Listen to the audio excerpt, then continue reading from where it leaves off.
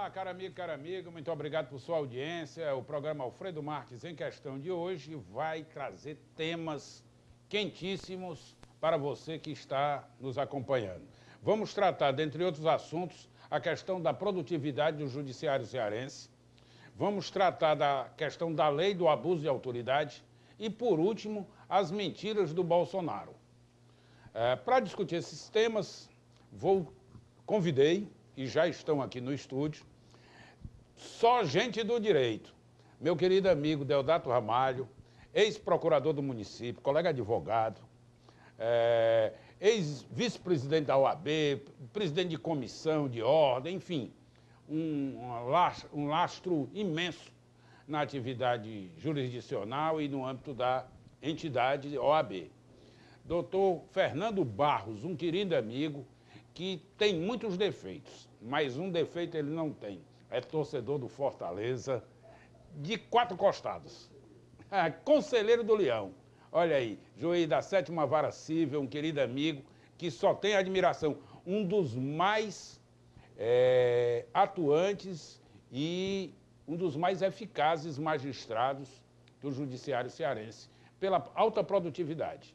E, não menos importante, o nobre juiz Ricardo Alexandre, presidente da Associação dos Magistrados do Estado do Ceará, uma esperança de que o nosso judiciário ouça os reclames da sociedade e fique cada vez mais concatenado com os interesses do país e na nossa luta por honestidade e decência, por um judiciário cada vez mais digno e atuante. Bem-vindo a todos. Vamos dar início ao nosso programa de hoje, discutindo a questão da produtividade do judiciário. E vou fazer uma provocação, vou começar logo por quem é mais importante.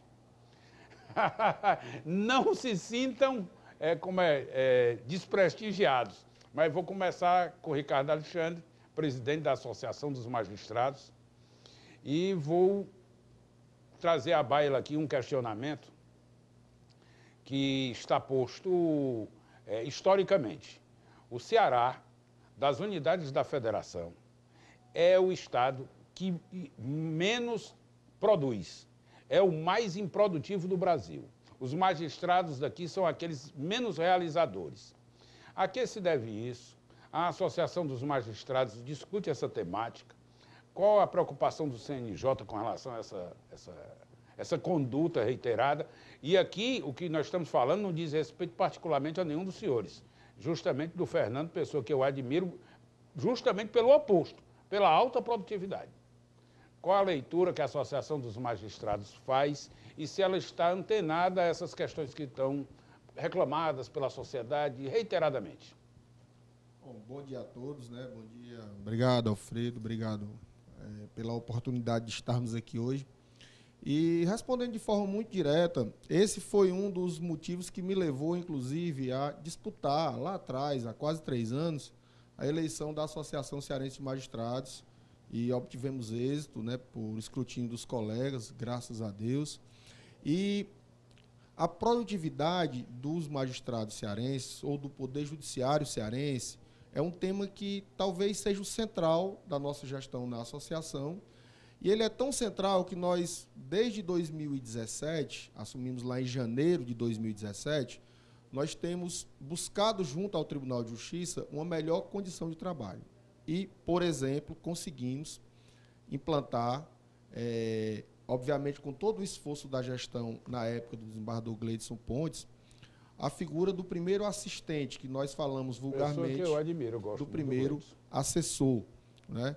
Ou seja, os juízes do Ceará hoje, nem todos, mas quase todos os juízes dispõem de um assistente, alguns do quadro, alguns servidores concursados, outros servidores de fora do quadro, para reforçar a quantidade de pessoas ao lado do juiz. Ou seja, o juiz do Ceará era praticamente o único no Brasil que não dispunha de um assessor para trabalhar junto com ele nas minutas, na produção, desde um despacho mais simples a uma sentença de média complexidade ou uma sentença simples de caráter repetitivo, mas de caráter repetitivo. Atenção então, o trabalho mecânico ele sempre foi feito por nós durante toda a carreira. Eu vou para 14 anos de magistratura, o doutor Fernando tem aqui mais de 20 anos de magistratura, né? São 25 anos de magistratura, tive a honra de trabalhar com ele quando servidor do judiciário. Enfim, eu já tenho quase 24 anos de poder judiciário e posso dizer que de 2 anos para cá é que nós temos uma mínima condição de produzir, de iniciar a prestação jurisdicional mais célere da maneira como ela deve ser. Demos um primeiro passo e temos muitos outros passos para dar. Por quê? Aí nós temos alguns problemas. O primeiro problema, que aí se trabalha com gestão, é a questão orçamentária. O Ceará é o estado brasileiro, e isso quem diz é o CNJ, não sou eu, o CNJ diz isso de forma documentada, é o estado brasileiro, doutor Deodato, que menos investe por habitante no seu poder judiciário. A média nacional ela é quase R$ 290 por habitante. Então, há uma correlação direta entre a ausência de recursos e a baixa produtividade. A ausência de recursos que você aí vai presumir que falta estrutura. Exato. Então, são R$ 290, eu vou arredondar aqui os valores, R$ 290 por habitante é a média nacional, e o estado do Ceará investe por ano, por habitante no judiciário, R$ 128. Isso é menos do que a metade da média. 40%. É menos do que a metade da média. Então, o que é que isso implica? Implica numa dificuldade em nós termos um parque tecnológico adequado, atual e adequado, com o tamanho da nossa demanda, e implica também em dificuldades com o pessoal, principalmente na atividade fim. O que é que a população espera do judiciário? Ela espera que o seu caso seja resolvido. E a população, obviamente, cada pessoa que busca o judiciário, ela tem a certeza absoluta que o caso dela é o mais urgente. É o principal e é o mais urgente. Então, o nosso desafio com a quantidade de recursos que temos e não conseguimos avançar por questões, inclusive, de emenda constitucional recente, que é a emenda do teto de gastos. Então, nós não conseguimos avançar. Em aumentar os nossos recursos. O que é que nós precisamos fazer? Ter gestão com esse valor que já recebemos e, dentro dessa gestão, buscar meios para aumentar a produtividade. E a associação tem trabalhado junto com a gestão do tribunal, as administrações, tanto do desembargador Gleides quanto do desembargador Washington Bezerra agora, para buscar alternativas. E aí já conseguimos o primeiro assessor, o primeiro assistente, no ano de 2017, que teve um incremento de algo, e aqui também eu vou falar arredondando, de lá para cá, na média de um pouco mais de 30% de aumento na nossa produtividade. Saímos da lanterna? Nós hoje, os números reais, hoje nós já saímos da lanterna. E nós vamos estar do meio para frente. O que é que a gente pode ainda ter? Você pode ainda ter o desprazer de anunciar o Justiça em Números, que vai sair agora em 2019, ele retrata apenas o ano de 2018. Os nossos números, ele tem aquela questão de você sentenciar o processo e fazer as intimações das partes e baixar o processo, ou até mesmo julgar o recurso. Sim. Ou seja, quando se toma uma medida para aumentar a produtividade do judiciário, os números eles não aparecem de forma imediata. Eu uso uma analogia até um pouco grotesca que diga o seguinte: nós somos um barco imenso, nós somos um navio enorme com um leme pequeno. Você vai virar o leme todinho, mas ele vai demorar a ir para a direção que você quer. Você sabe onde quer chegar. E nisso nós temos, só para repetir novamente, a questão do assessor, que já existe, e agora, recente, nós estamos trabalhando com 2 programas que alinham com o que a sociedade quer, que é o programa do estagiário de pós-graduação. Nós estamos incrementando os nossos estagiários, não só com as pessoas da graduação, mas aqueles que estão, por exemplo, estudando para concurso, ou fazendo uma especialização em processo civil, em processo penal, ajudando os juízes também a trabalhar principalmente de maneira estratégica em processos em massa. As varas mais congestionadas, essas pessoas atuam remotamente, já por conta de uma tecnologia que vem melhorando, embora não seja imune a problemas. Ontem mesmo nós tivemos problema com o SAG eletrônico, mas essas pessoas já estão nos ajudando, que desde que começaram a trabalhar, o núcleo de produtividade remota, eu tenho a informação, e o tribunal pode confirmar, de quase 27 mil sentenças. prolatadas nos últimos 3, 4 meses, obviamente em casos repetitivos, mas que os números vão aparecer num curto e médio espaço de tempo. E temos também, para fechar essa questão da produtividade, a questão dos juízes leigos, que já estão atuando nos juizados especiais e nas turmas recursais, que é outro gargalo que nós temos em termos de produtividade. Sabendo que o sistema do juizado especial, o sistema de juizados especiais do Ceará, recebe mais ou menos 30% de toda a nossa demanda. 30% de todos os nossos casos novos entram pelo sistema de juizado, tanto na capital quanto no interior. Então, se esse sistema funciona de maneira adequada e mais célere, pelas questões mais simples e menos complexas que estão lá, então nós podemos dizer o seguinte, que 30% dos nossos casos novos nós vamos dar uma vazão num prazo razoável, com base numa estrutura melhor de juizado, no estagiário de pós-graduação, no juiz leigo e no assistente que a gente já tem. E aí fica o restante das demandas, os 70% para trabalhar, são demandas um pouco mais complexas, e nós vamos buscar, geralmente, essa estrutura de trabalho, que já evoluímos, por exemplo, Fortaleza, eu já posso dizer, eu sou juiz da 7ª Criminal.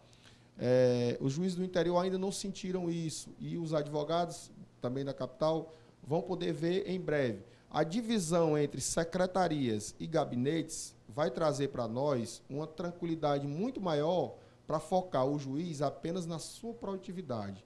E esquecer se o ofício foi feito, se o mandato foi feito, se a intimação do advogado no dia da justiça foi feita, porque isso é um trabalho que vai para a Secretaria de Justiça, a SEJUD. Em Fortaleza já é uma realidade que está sendo, obviamente, aperfeiçoada, e eu posso dizer de forma muito tranquila que percebemos um avanço muito grande mesmo no tempo de demora na resposta. Entendo que a forma que eu coloquei atribui à Associação dos Magistrados, em tese, a defesa do judiciário lato sensu, quando não é o caso. Né? Nós estamos tratando aqui, me permita, eu estou tentando aqui separar aqui as histórias. O magistrado, a Associação dos Magistrados e a crítica ao judiciário. Não quero imputar ao senhor a defesa do judiciário cearense, não, né? Não há nenhuma corresponsabilidade nisso. Sem dúvida. A não ser o fato de ser juiz. Não, sem dúvida. E me permita, e eu digo de forma muito tranquila, nós temos maturidade suficiente para saber o seguinte. Primeiro, a figura do juiz ela é umbilicalmente ligada à figura do poder judiciário, porque o juiz é membro de um poder, que é o judiciário. Então, não consegue, até no nosso dia a dia, eu digo, eu, pessoa física, Ricardo, eu não consigo muitas vezes ser eu, pessoa física. As pessoas me enxergam sempre como juiz, mesmo quando eu estou jogando meu futebol lá no clube. Então, dentro dessa perspectiva, de uma maneira muito tranquila, a gente consegue debater e defender as posições, porque eu entendo a crítica do cidadão. É óbvio que todo aquele que tem uma demora, um processo demorando na justiça, ele vai reclamar do judiciário. Nós vamos encerrar. Mas nós estamos trabalhando para resolver isso. Nós estamos em ritmo de encerramento desse bloco, e eu vou deixar para ouvir o Fernando no bloco que vem. Mas eu vou fazer aqui uma provocação ao Deodato, me colocando no outro lado do balcão, né? Do lado de quem é aquele que está pedindo, que tem um cliente cobrando, que tem a urgência do cliente, como o senhor bem colocou, doutor Ricardo, que ele quer a solução imediata. E o advogado tem dois caminhos. Ou ele dá a resposta que o cliente quer, instantânea, ou então ele não vai ganhar nada. Doutor Deodato, nós vivemos um conto de fada.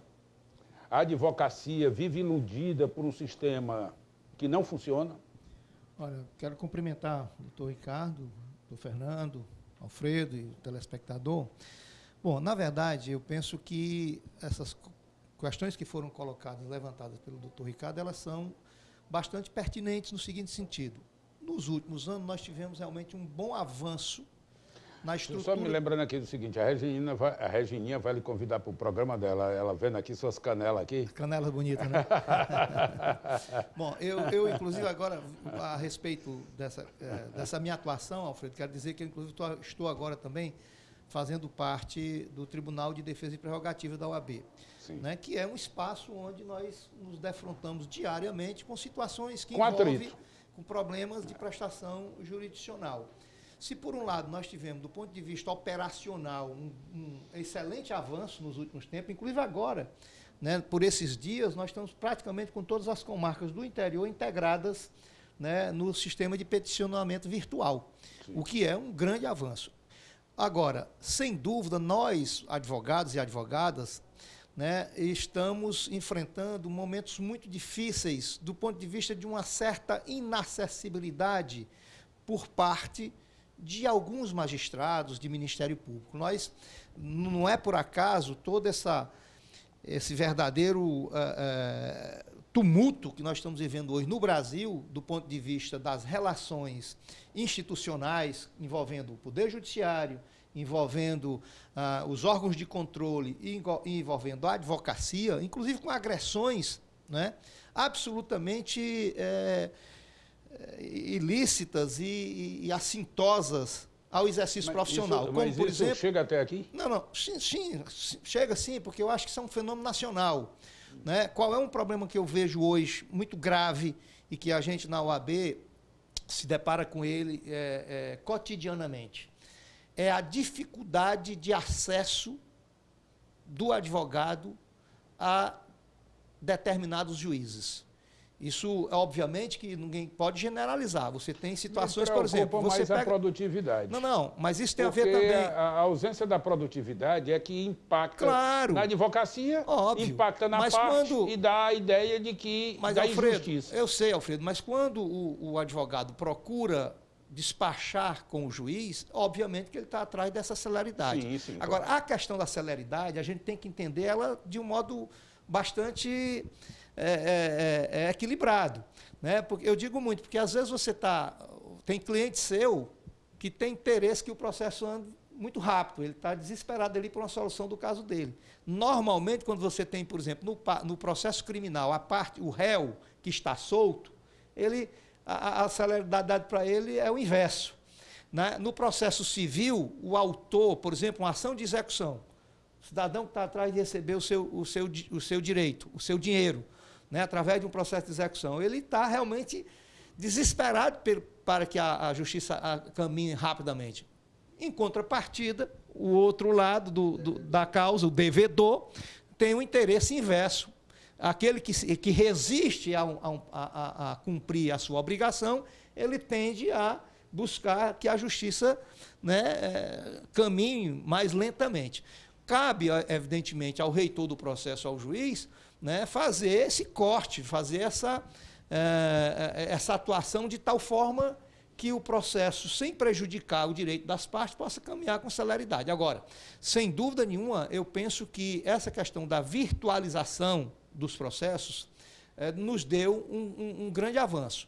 Por outro lado, me preocupa, doutor Ricardo, que você falou aí, né, essa questão, por exemplo, da separação que ela tem, do ponto de vista operacional, ela é interessante para deixar o juiz mais livre para produzir, né, nos despachos, mas eu tenho notado, como um advogado, de ir ao fórum, está muito burocratizado ainda, né, a questão do funcionamento da CEJUDE. O juiz... Eu concordo plenamente. Nós estamos trabalhando, nós juízes, nosso interesse é que a coisa ande de uma maneira rápida, como os advogados também querem. Concordo plenamente.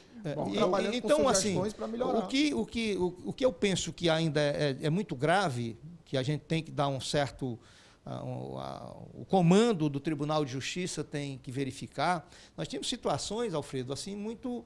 que vai melhorar agora com a virtualização no interior. Mas, por exemplo, se você pegar um advogado, quiser uma informação de um processo e ligar para uma vara, é uma dificuldade hoje para você dizer assim, não, o processo está assim o assado. Ele não pode dar informação por telefone. Bom, eu sei que o assunto é palpitante e que nós discutiríamos o programa inteiro esse assunto sem mudar de pauta. Mas nós temos outras coisas tão interessantes quanto. E vamos discutir abuso de autoridade no âmbito do judiciário, dos operadores do direito, e esse bloco vai pegar fogo. Espera aí, voltamos já.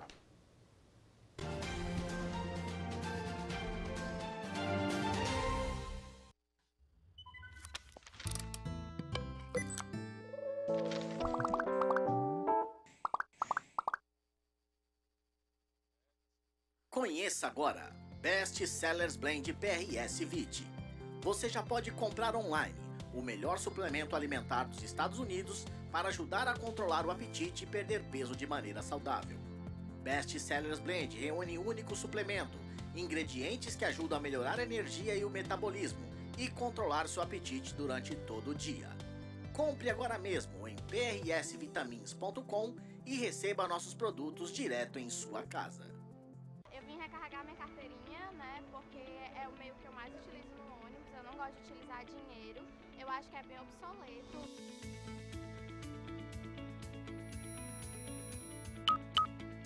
O cartão avulso ele é comercializado por R$4, não precisa de cadastro e o usuário pode comprar em qualquer terminal, aqui no Sindônibus ou nas farmácias Pague Menos e em outros postos de venda que a gente tem cadastrado no site da Libercard. Durante 2 horas eu posso rodar a Fortaleza. Pela essa praticidade eu resolvi tirar minha segunda via e ter meu bilhete único.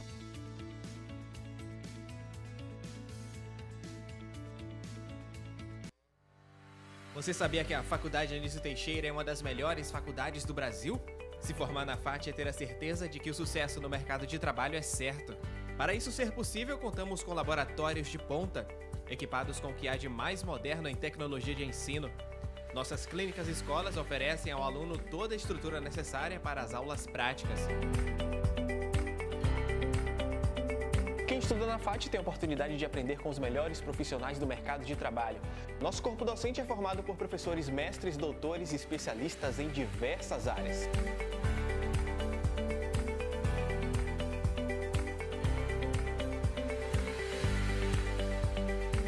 E você? Tá esperando o quê para estudar em uma das melhores faculdades do país? Breve estaremos na cidade de Fortaleza, capital do Ceará. Faculdade Anísio Teixeira, a faculdade pronta para o hoje.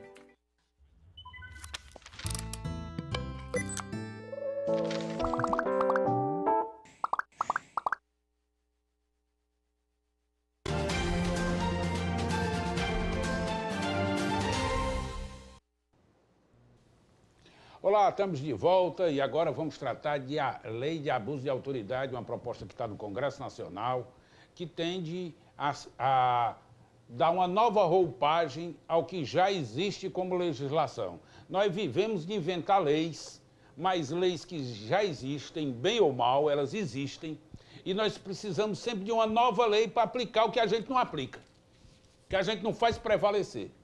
Nenhum magistrado do Brasil pode aplicar lei que não esteja previsto, que seja injusta, que ele não esteja ali fazendo justiça, né?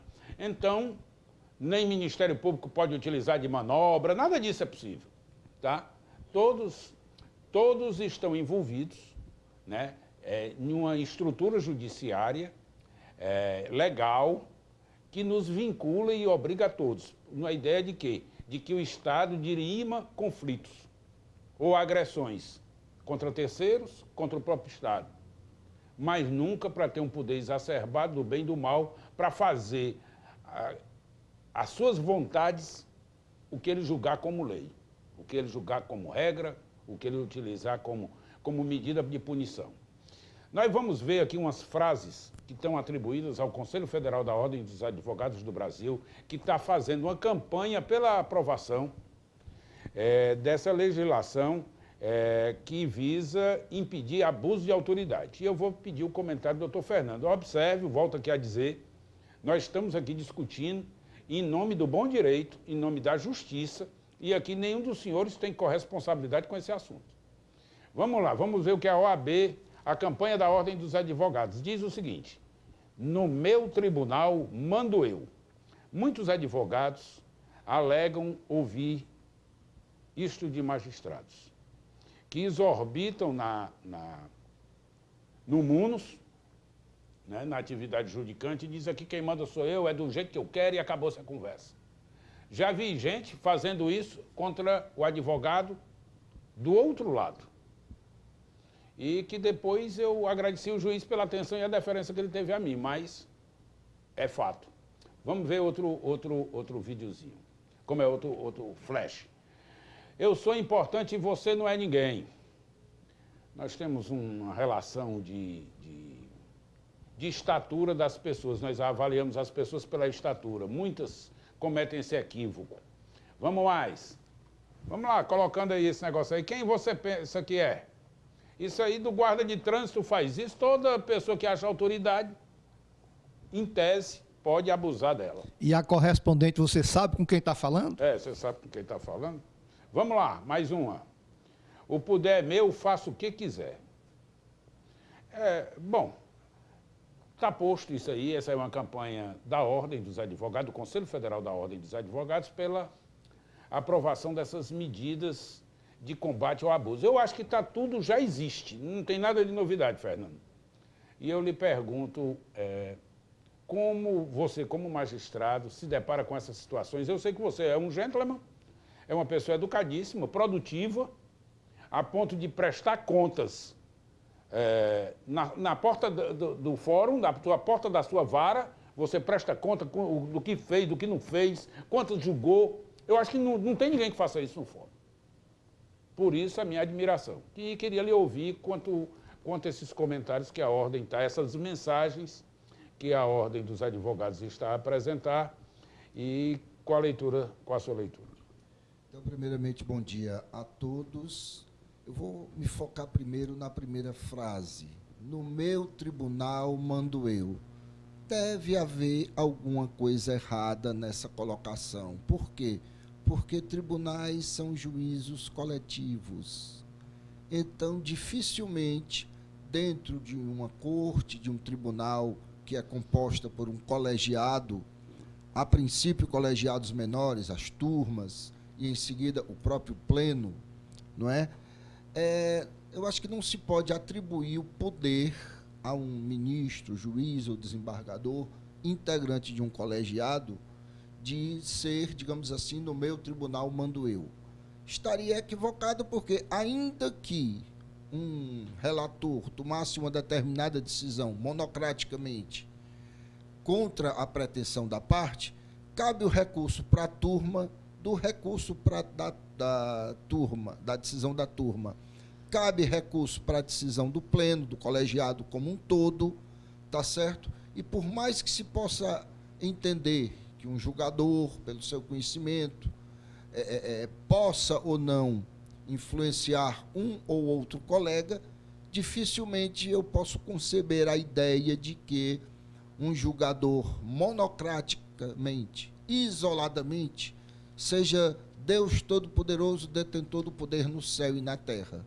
O próprio sistema jurídico tem a solução jurídica e adequada para cada caso concreto. Se por acaso alguém tomou uma decisão isoladamente, um relator monocraticamente decide uma questão, cabe o recurso primeiramente para a turma, da qual ele faz parte, e em seguida para o colegiado.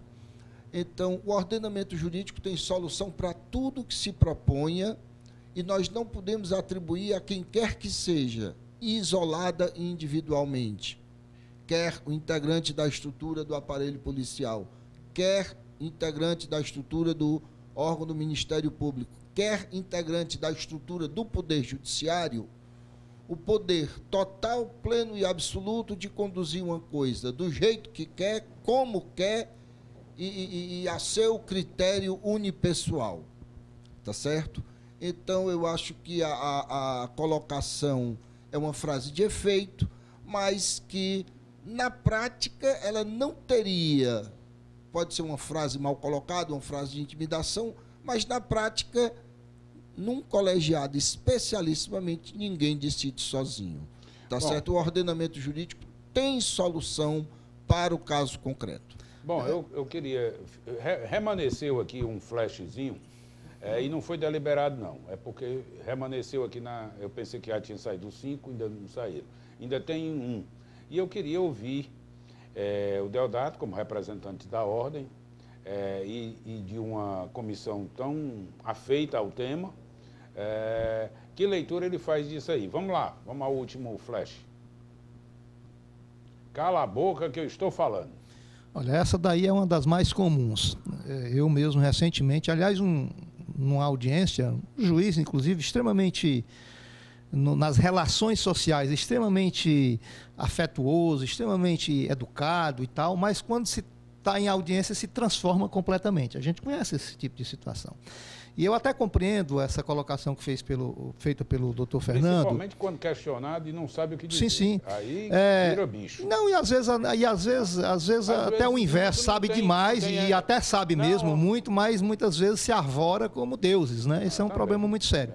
O doutor Fernando, eu queria só, em relação àquela primeira frase, eu penso que ela tem que ser contextualizada. Não é? E também não incorrer no risco, Alfredo, de generalizar. Mas sair da generalização, agora, de fato, né? Infelizmente. Uma campanha de mídia, então perfeito. Ela mas deixa eu concluir o raciocínio. Não está imputando nada a ninguém. Não somos nós. Eu estou falando a campanha mesmo nossa, da UAB, que tem que ser feita. Porque o abuso de autoridade nesse país é uma dura realidade. Inclusive, já digo que a gente tem que ter cuidado de alertar que a lei de abuso da autoridade, que não é nova, tem a lei de 1965, inclusive nessa nova lei está reproduzindo na centralidade dela, reproduz praticamente tudo aquilo que estava na lei de 65, traz questões novas, porque nós evoluímos muito lá para cá, a questão da tecnologia que avançou, a participação cada vez mais assintosa, né, de juízes e membros do Ministério Público, por exemplo, que está levando para o debate da opinião pública os processos que eles cuidam, o que é, no mínimo, uma coisa muito inadequada, né? Porque você acaba comprometendo a imparcialidade que se exige, tanto de juiz muito quanto mais de procurador. Na esfera federal, o que não é o caso aqui. Sim, mas às vezes você tem uma gradação, mais num canto, menos no outro, mas é geral isso é uma realidade. Então, assim, essa questão, por exemplo, do debate público, né, que já estava na lei lá, e aliás está na lei orgânica da magistratura, que está no estatuto lá do Ministério Público, na lei orgânica do Ministério Público, que está a corregedoria do Tribunal de Justiça se debruça sobre essas matérias. A única coisa que eu quero ponderar em relação a essa questão que o doutor Fernando diz, e com razão, quando ele menciona que nós temos os mecanismos jurídicos para enfrentar esse tipo de questão, isso está lá no ordenamento jurídico. Mas isso é o que está na letra da lei, o que está nas possibilidades. Mas a gente sabe que, na prática, não funciona assim. É preciso que a gente caminhe, por exemplo, para acabar com o corporativismo exacerbado que existe nesses órgãos de controle. O CNJ, por exemplo, o Conselho Nacional de Justiça, foi um grande avanço na sociedade brasileira, mas ele ainda é muito contaminado pelo corporativismo. E uma outra questão que tem que ser dita em relação à lei de abuso de autoridade é porque está no foco da questão e com muita polarização por conta dessa atuação politizada. A Justiça de Curitiba foi que contribuiu para isso. Então, na verdade, é preciso dizer que a lei de abuso de autoridade não é questão das autoridades judiciárias, ela engloba todo tipo de servidor público que, nas mais variadas posições, exerça ali uma atividade em nome do Estado. Polícia, Ministério Público, juiz, deputado, vereador, né, o servidor lá, o estafeta ali das secretarias, né, está tudo dentro desse foco. Nós vamos ver aqui, Deodato, o primeiro vídeo aqui do nosso programa, que diz respeito à questão de Curitiba, né? Os vazamentos do Intercept que alcançam o então, na época, juiz da 13ª Vara de Curitiba, juiz criminal federal, que agora é ministro da Justiça. Vamos dar uma olhada nessas imagens. Vamos lá. Eu também acho. Então, na ação penal 503, 52, 63, 15, depoimento do senhor Aldemir Bendini. Antes só de começar, o defensor pediu a palavra, então, doutor, concedo a palavra.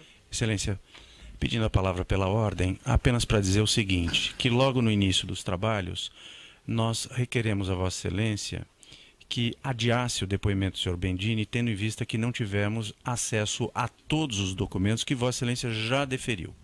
Vossa Excelência explicou por que indeferiu, nós respeitamos o entendimento de Vossa Excelência, não há dúvida nenhuma sobre isso. Agora, diante da ausência dos documentos e do depoimento que acaba de ser prestado pelo senhor André Gustavo, eu orientei o meu cliente a permanecer em silêncio, porque entendo que se ele prestar depoimento agora, diante dessas duas circunstâncias que nomeei, a defesa dele é brutalmente cerceada. Por isso, eu orientei a permanecer em silêncio. É isso. Jurídica, um detalhe técnico. Um direito constitucional sagrado. E acolhido pelo pelo juiz Moro, na oportunidade. Ocorre que ele foi condenado a 11 anos de prisão, cumpriu 2 e foi para casa aguardar a conclusão do julgamento, ou a confirmação do julgamento, em outra instância. Resumo.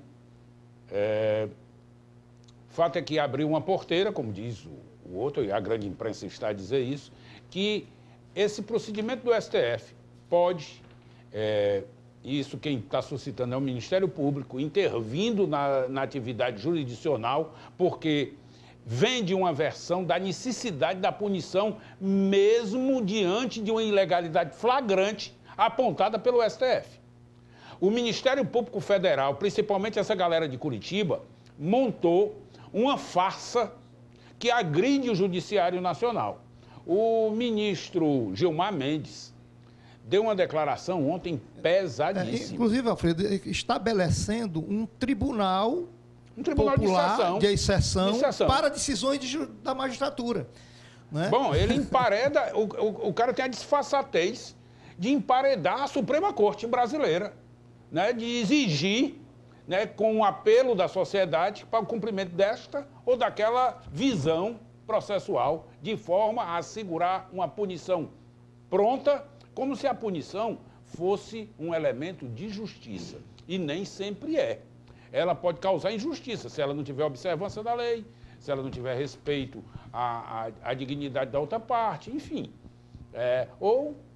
Simplesmente está ali para fazer política. Porque eles só me permita, para ver como não é novo, né, a questão da previsão legal desse abuso de autoridade. Se você pegar, por exemplo, a Lei 4.898, de 9 de dezembro de 65, que é a lei que a gente tinha até então do abuso de autoridade, aí você vai ver lá no artigo 4º, constitui também abuso de autoridade.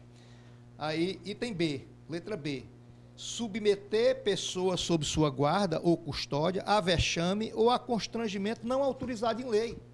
Quer dizer, é claro que você precisou agora ter mais uma redação mais elaborada, né, para você detalhar exatamente o que é que caracteriza esse constrangimento, que é o que está sendo feito agora nesse ponto em relação a essa lei. Uma outra questão, rapidinho, porque aí o doutor Ricardo vai falar, sobre essa grita que está tendo em setores, especialmente do Judiciário e do Ministério Público, contra a lei do abuso de autoridade.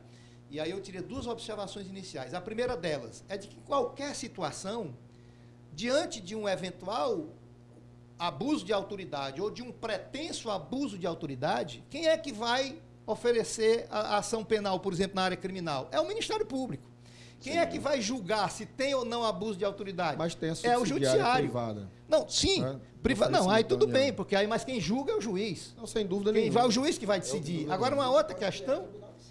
Sim. Agora, aí vem uma outra questão, o artigo 2, que aí eu acho que é o ponto central da nova lei e que deita por terra qualquer argumento contra a lei de abuso de autoridade. Você pode até discutir em alguns artigos específicos, dar um detalhamento melhor para evitar o chamado tipo penal aberto, que não me parece que nenhum deles constitua. Né? Tem aquela questão, por exemplo, do uso de algema, mas aí ele diz que se for justificado o uso de algema, é perfeitamente permitido, está lá dito. Mas o parágrafo 2º do artigo 1º da lei é muito importante. Ele esclarece tudo isso.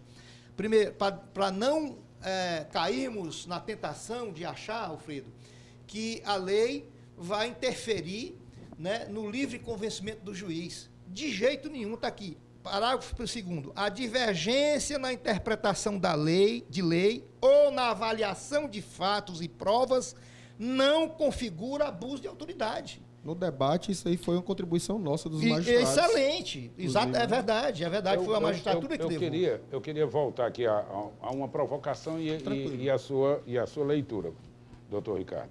Seguinte, Gilmar Mendes disse o seguinte ontem para a imprensa brasileira e ao falar na decisão dele, a fazer a defesa do voto dele. Disse o seguinte: é um grande vexame participarmos disso. Somos cúmplices dessa gente. Homologamos delação. É altamente constrangedor. Disse mais: a República de Curitiba nada tem de republicana. Era uma ditadura completa. É um grande vexame. Somos cúmplices dessa gente. Homologamos delação. É altamente constrangedor. A República de Curitiba era uma ditadura e assumiram um papel de imperadores absolutos. Gente com uma mente obscura, gente ordinária, se achavam soberanos. Bom, eu acho que o STF tem culpa disso. Completamente, é o principal culpado. Culpa, dando a cara a tapa, apesar dele ter se insurgido de forma tardia, quando a galera de Curitiba foi emparedá-lo, colocaram contra a parede e suscitaram os podres dele e da família dele. Bom, primeira coisa eu queria dizer o seguinte, que obviamente o ministro Gilmar responde por ele, sabe o que ele fala, né? Mas, primeiro, eu queria deixar assentada a seguinte premissa. Nós acreditamos, eu pessoalmente, acredito 100% nas instituições brasileiras. A gente pode ter alguma dificuldade de funcionamento, mas acho que somos unânimes nessa questão. Isso, acho que sim. Eu acho que dentro da nossa jovem democracia, da Constituição 88 para cá, do ponto de vista histórico, é um tempo muito pequeno ainda, 31 anos, é um tempo muito pequeno para que a gente possa consolidar e sedimentar as instituições, mas eu acredito nas instituições. E para mim é algo mais do que normal e tranquilo que uma sentença seja submetida ao duplo grau de jurisdição ou ao seja triplo, reformada, revista e seja reformada dentro da previsão da lei. Digo mais, o Poder Judiciário existe. Eu quero retroceder um pouco. Às vezes a gente fala que o Judiciário existe para fazer justiça. Eu acho que a gente precisa primeiro, nesse momento onde o debate é mais acalorado e é menos respeitoso, primeiro nós precisamos cumprir as leis, o que está escrito na lei. E condenar quando tem que condenar e absolver de forma muito tranquila, com a mesma roupa que você condenou, você pode absolver de forma tranquila. Obviamente que as pressões populares, as pressões nas redes sociais hoje são muito gritantes, mas o judiciário tem que saber lidar com isso. Eu quero dizer de forma assim, até respeitosa, doutor Deodato, que me parece que os cards que foram apresentados aqui não foi uma unanimidade, nem a maioria na OAB. Me parece que houve uma divergência muito grande na campanha, no tom utilizado pela OAB Nacional. Normal, me parece que nem os próprios advogados, boa parte dos advogados não concordaram com isso. Por quê? Exatamente porque até o próprio doutor Deodato já falou, o Alfredo falou também, que nós não devemos generalizar em nenhuma profissão. Eu digo de forma tranquila, convivo diariamente com 150 juízes ou mais no Fórum da Comarca de Fortaleza, conheço todos os juízes do Estado do Ceará, todos os desembargadores, e posso dizer de forma tranquila que o que foi dito ali, eu não conheço nenhum juiz aqui no Ceará que faça. Se eventualmente fizer alguma situação... conheço, doutor. Infelizmente eu conheço. Se eventualmente fizer, existem as instâncias, a corregedoria, existe o próprio CNJ, para que puna, para que analise a situação, para que possa... Agora, o que nós não... Mas, doutor Ricardo, me permita, eu não intervir, eu quero, assim... Você pode já intervir, de forma muito tranquila. Por exemplo, é um debate que hoje não existe mais, mas já existiu no passado. Eu aprendi, inclusive com um dos juízes que eu trabalhei, que é o doutor Fernando Barros aqui, a trabalhar de forma muito normal de segunda a sexta. Então, para mim, é a coisa mais tranquila do mundo estar no fórum na sexta-feira, como é de muitos outros colegas juízes, inclusive testemunhado por alguns advogados. De forma muito tranquila. Servidor público. Isso não é nenhuma vantagem. Eu conto isso de forma tranquila para dizer que é normal para a gente. Então, da maneira como a gente trabalha de forma normal, nós, aí a associação, e nem eu pessoalmente, nós repudiamos, a palavra repúdio é muito forte, mas nós rebatemos as generalizações.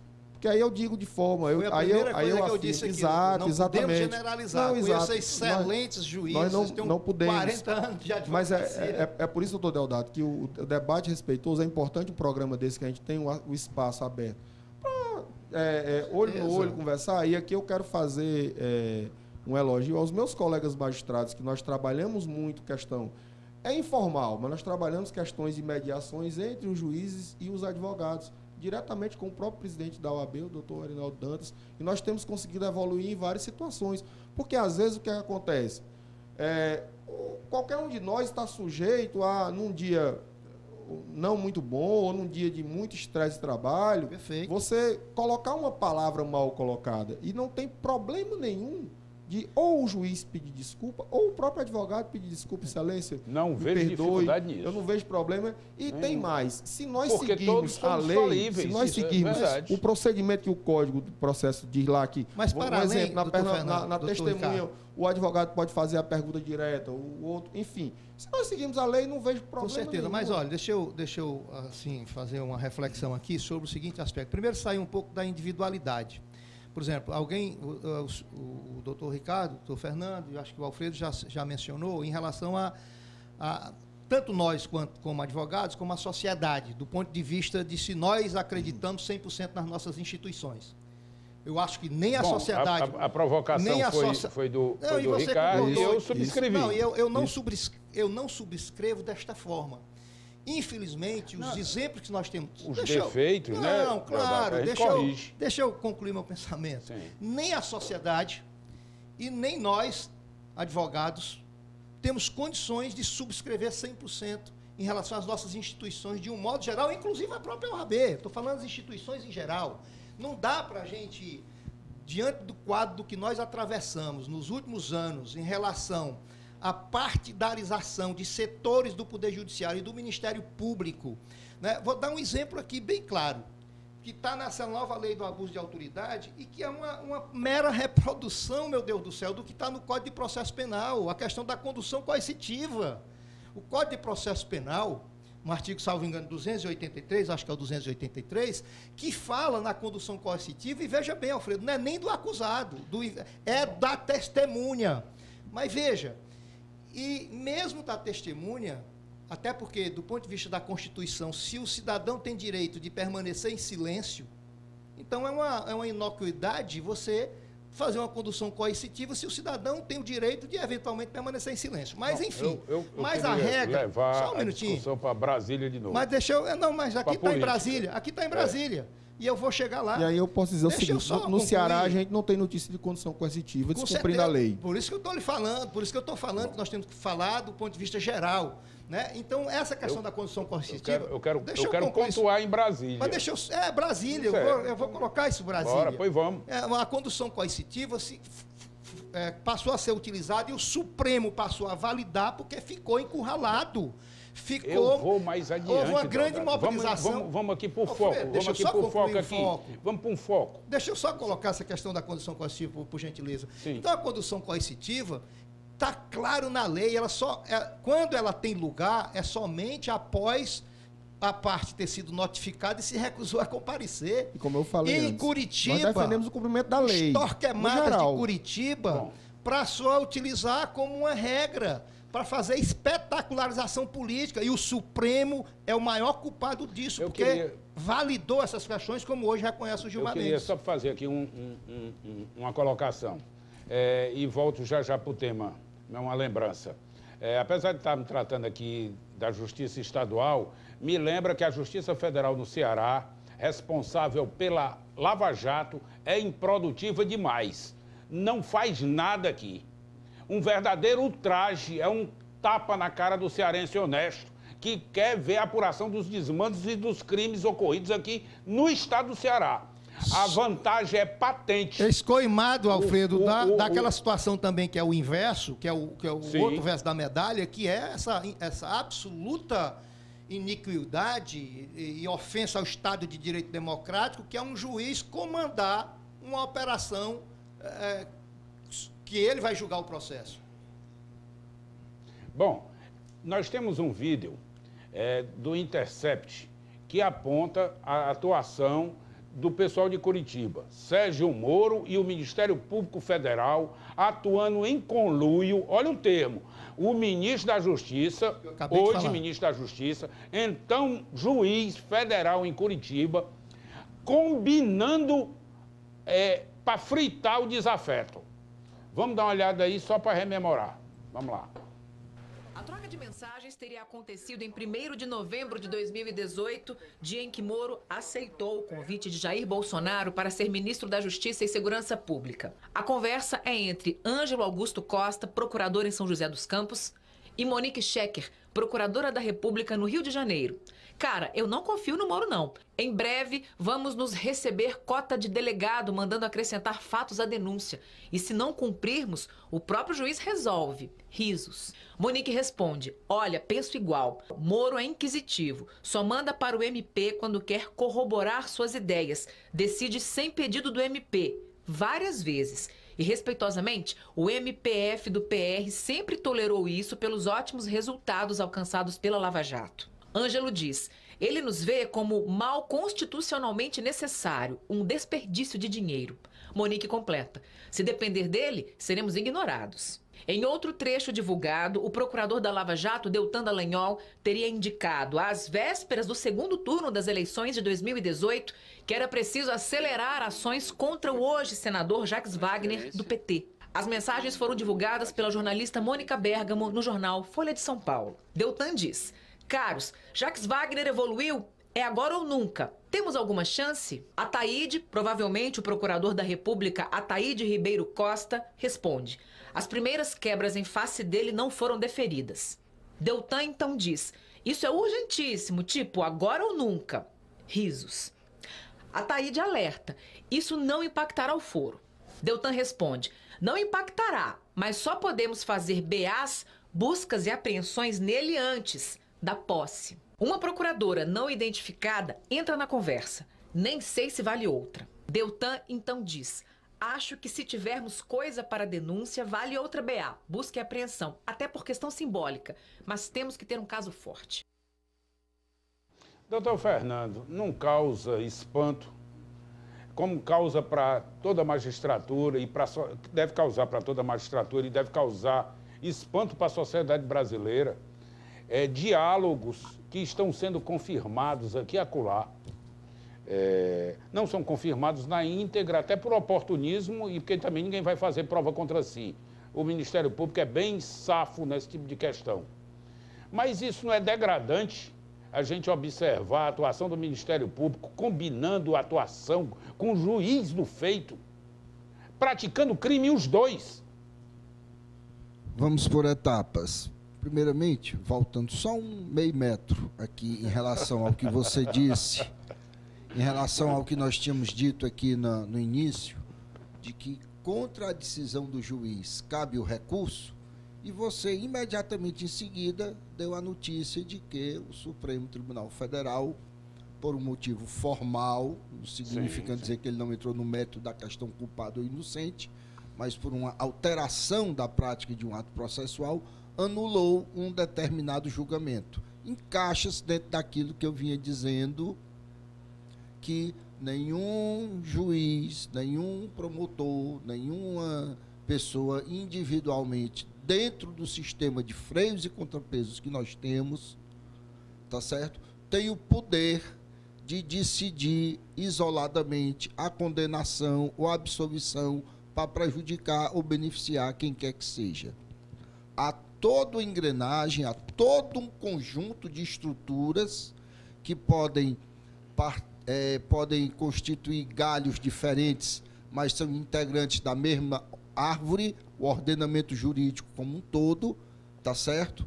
Capaz de solucionar cada caso concreto. Em relação a essas declarações, aí nós vimos apenas declarações de alguns procuradores conversando entre si. Na verdade, eu não vi palavras ou textos aí nesse trecho, nesse áudio que nos foi exibido, com declarações do então juiz e hoje ministro Moro. Então, fico impedido de... Agora, que promotores conversem, discutam estratégias entre si, de como melhor tentar conduzir a causa, tá certo?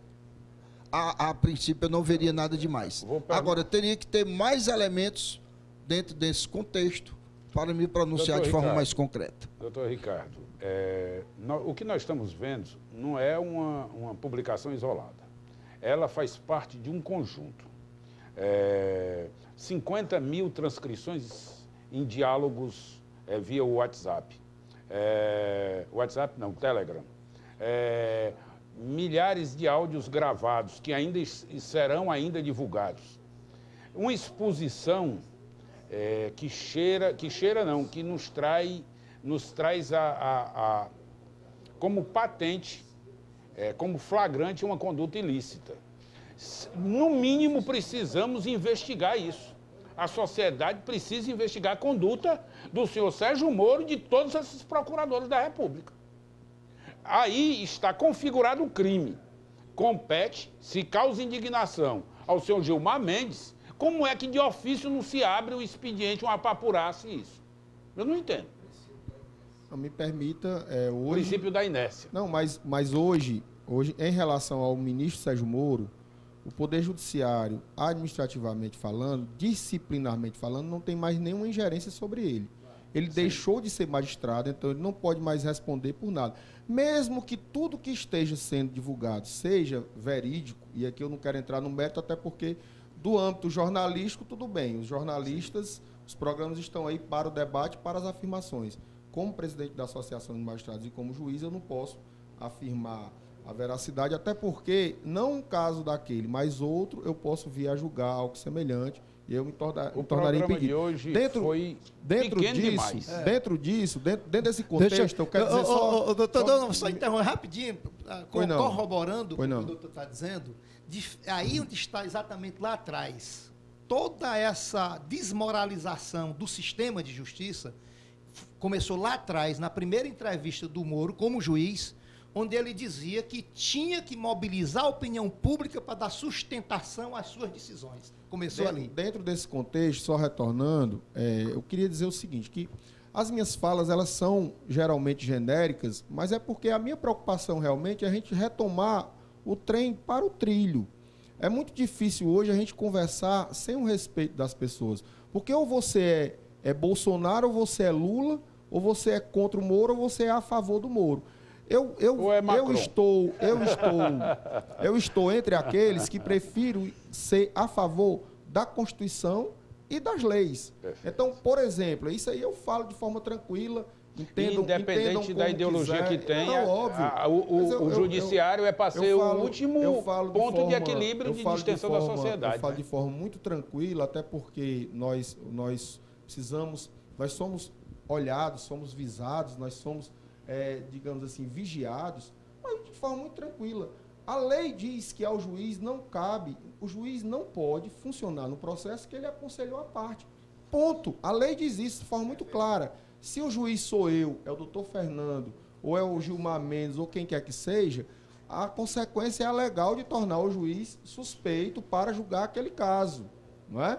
Então, as alegações de suspeição são levadas aos tribunais, aos tribunais de segundo grau e, quem sabe, até ao STF, se for o caso, se couber, se for uma hipótese de cabimento.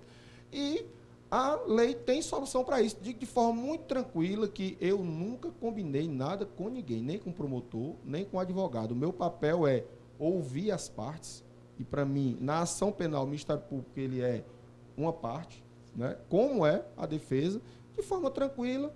E é bem isso, meu amigo.